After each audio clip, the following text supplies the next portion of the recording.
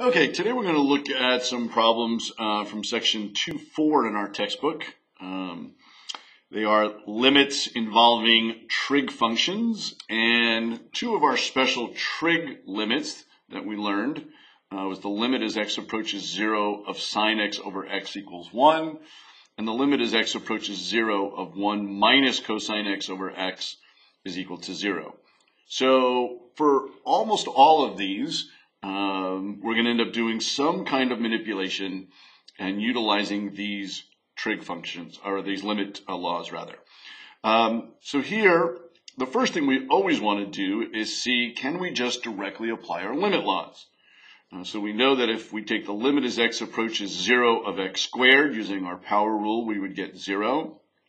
The denominator, the limit as x approaches 0 of sine x, using our trig limit would be 0. So anytime we get 0 over 0, again, we call 0 over 0 indeterminate.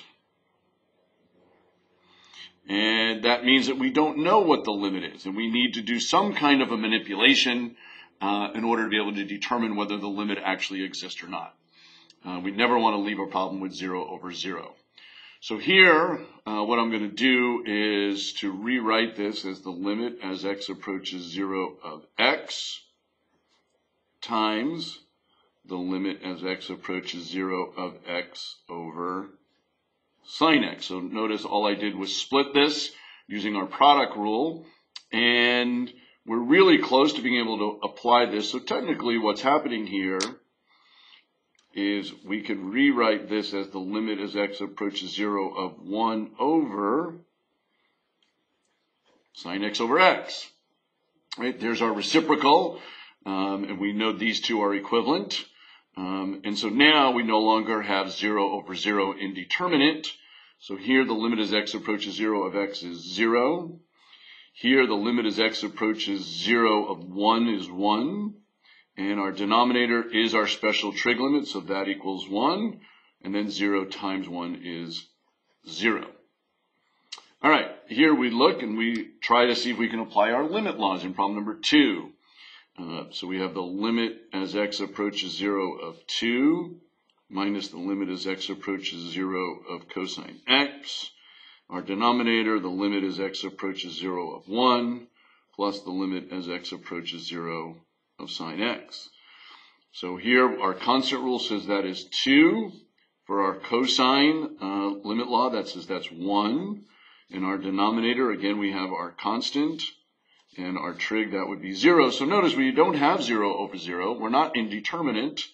And we end up with just 1 over 1, which is 1. So we did not need to do any manipulation here, as we did in the previous problem, and you'll see we'll have to do in some future problems. So anytime we can apply our limit laws, as long as we do not end up with the 0 over 0, then we're fine. A 1 over 0 or any other non-zero number divided by 0 is also fine. We know that means the limit does not exist. Okay, looking at problem number 3, again, if we look ahead and we try to apply our limit laws, we would see this would be 2 plus 0 minus 2, which is 0. Our denominator would be 0. So we know we need to do some kind of manipulation. So I see I have a cosine x in the numerator and an x. So my thought is there a way to be able to apply this limit law?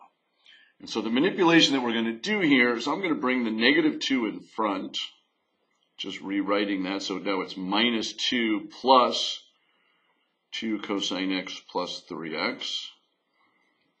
And notice if I factor out a negative 2, right, we're left with the 1 minus cosine x. So I will now rewrite that, factoring out a negative 2.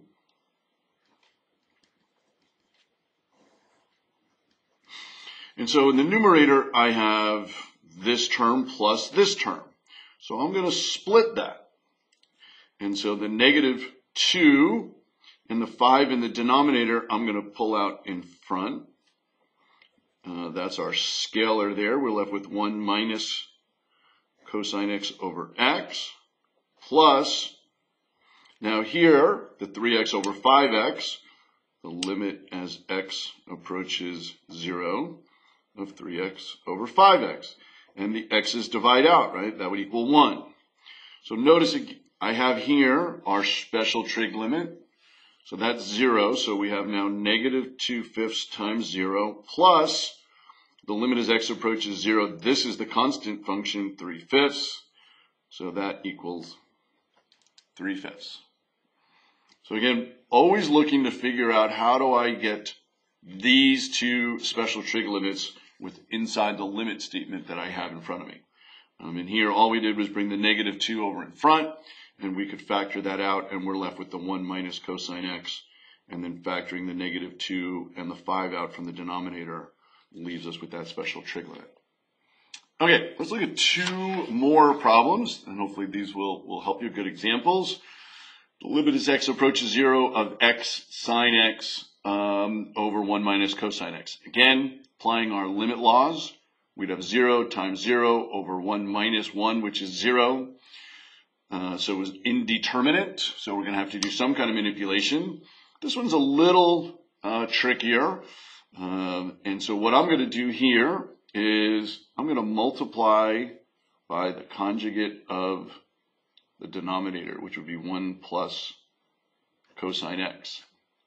And the reason is because I know in our denominator, we're going to end up with 1 minus cosine squared x. And notice in the numerator, I'm not distributing because we want to be able to simplify this a little bit more. So we end up with 1 minus cosine squared x. And we know from our Pythagorean properties that 1 minus cosine squared x is equal to sine squared x. And so now we have, here's our numerator, and we have our denominator, which is much simpler than the 1 minus cosine x here.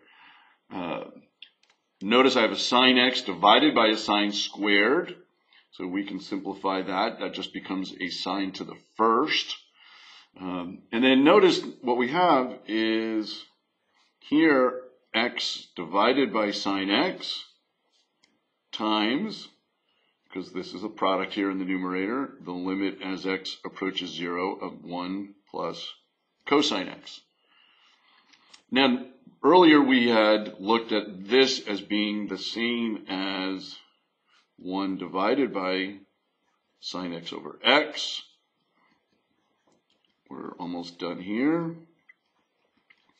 So special trig limit, we know that's equal to 1. So we have 1 divided by 1, which is 1. Over here, we have the constant 1 plus the limit as x approaches 0 of cosine x is also 1. So 2 times 1 is 2. So our choice here was to multiply the denominator by the conjugate to get sine squared, and then we divided out the sine squared with the sine to be left with just sine x in the denominator. So a lot of this is about being creative, using a lot of the tools that you've seen with both polynomial functions and applying some of these to some of our trig functions. Okay, we have one more problem that we're going to do. And so I have a sine squared plus the sine 2x over 3x. So I'm going to split this up to be sine x over 3x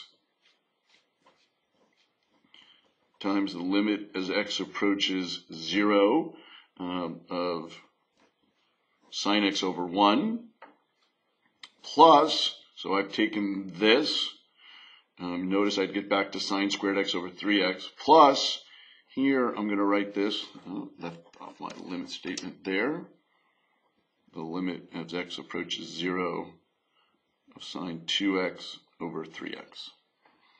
Okay, so we're real close, closer than it may seem. So the 3 in the denominator here, I can pull out as a scalar, and we're left with 1/3.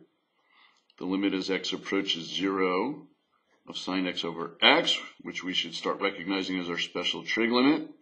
Here we have the limit as x approaches 0 of sine x. Now here, I'm going to pull, again, the 3 in the denominator out as our scalar, and we're left with sine of 2x over x. Okay, so now we have a 2x here in our argument. So in order to apply our special trig limit, we need a 2x here in the denominator. So if I multiply the denominator by 2, to balance this out, I need to multiply the numerator by 2, because 2 divided by 2 is 1. And now this becomes also our special trig limit. So now we're ready to go. We have 1/3. Our special trig limit here is 1 times the limit as x approaches 0 of sine x is 0 plus we have now 2/3. Again, our special trig limit is 1. So we have 0 plus 2/3, which we know is 2/3. So you've seen a lot of different manipulations in the 5 problems here. Hopefully this helps you out, not only with your homework, but better understanding limits of trig functions. Thanks very much, and we'll see you soon.